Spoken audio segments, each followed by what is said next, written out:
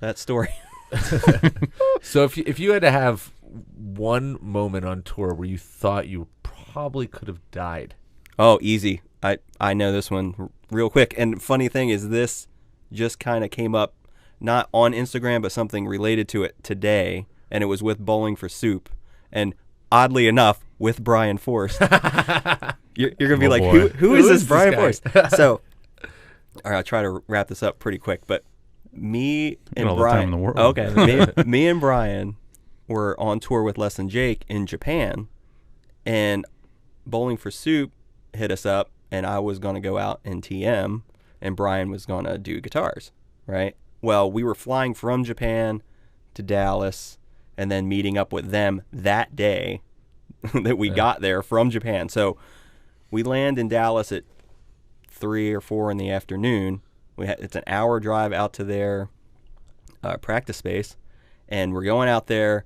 I have the bus meeting us there at 10 o'clock to pick up everything. Everything's supposed to be smooth. Well, we get out to the warehouse on time. Everything's good. Me and Brian are just dragging ass, you know what I mean? Because we just flew from Tokyo, so we're just, jet lagged. So we get there, we get all the shit together. The guys show up at, 9 or whatever, and I had only done one show really with Bowling for Soup and a couple things on Warped Tour, but other than saying, hey guys, what's up? Didn't really know them super well.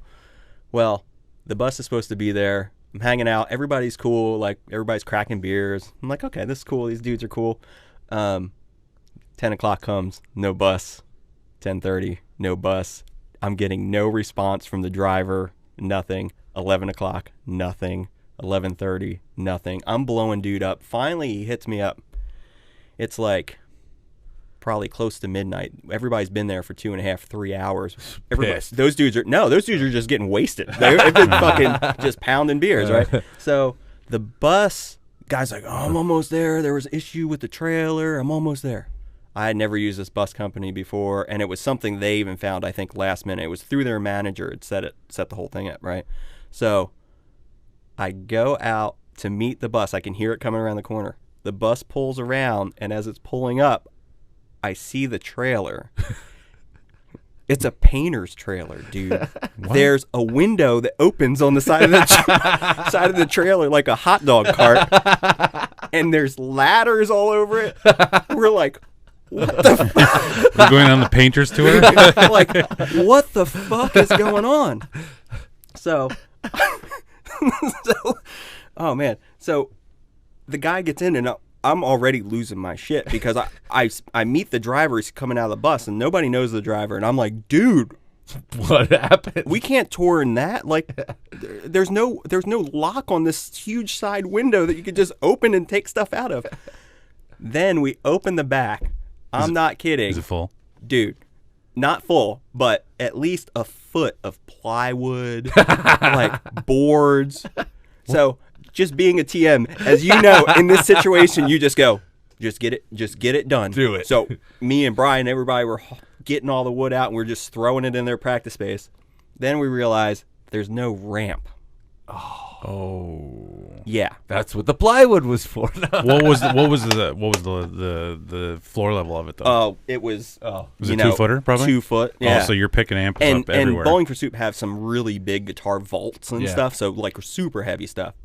And I'm just like, dude. So we load it in there, and the guy's like, well, I just called my boss, and he said that there's a ramp back at the warehouse.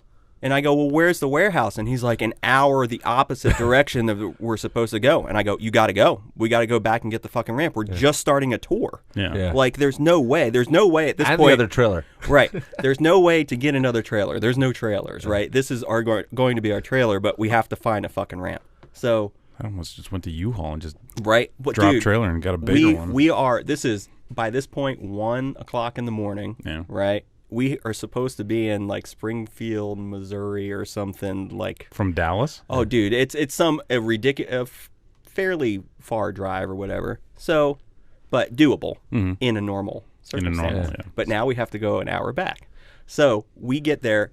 Reminder that I am out of my mind, jet lagged right now.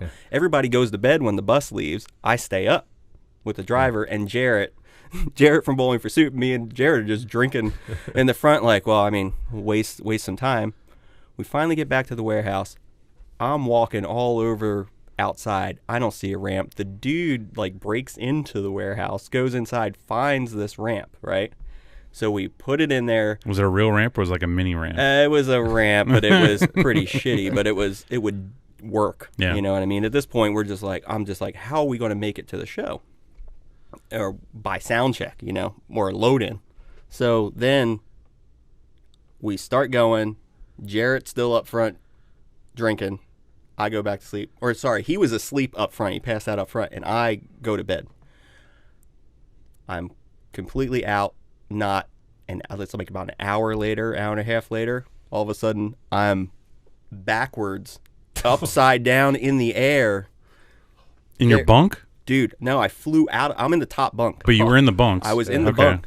I'm backwards, upside down, heading head first towards the floor.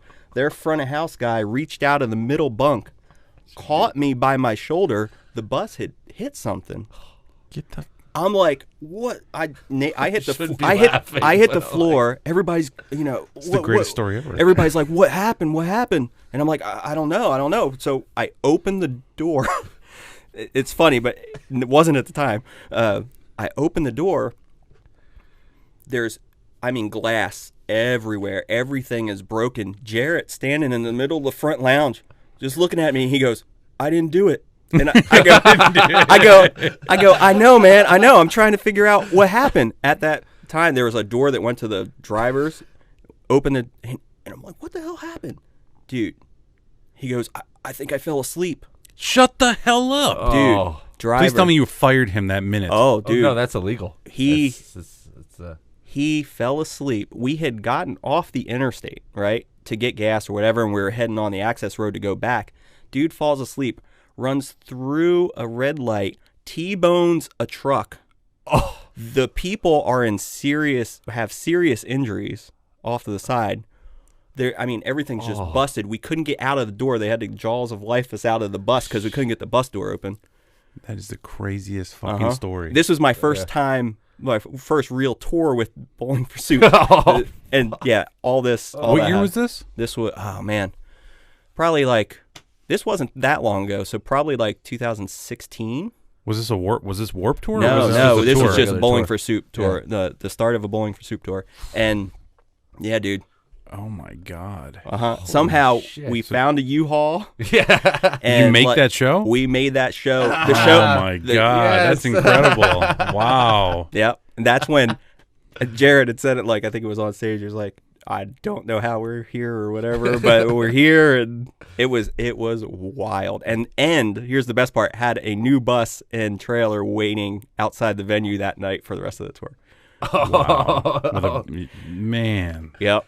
Holy shit. You know, man. You just make it happen. I know. It just, the show has to happen. That happened to me in Cologne, Germany once. It's an incredible story. I had it. Yeah. Incredible story. It scared the shit out of me, I'm man. scared thinking about it because I'm thinking, I'm sorry to interrupt your story, but no. I'm thinking like every time, I go on bus, I can't sleep on a tour bus.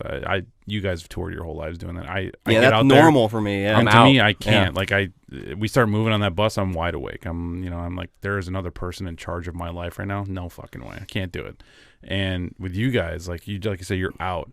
And that is the worst fear I have right there, is that person is going to fall asleep. And and then, Metallica obviously is one of the biggest ones that everybody remembers. Then obviously Ghost Inside, those guys. Oh, yeah, dude.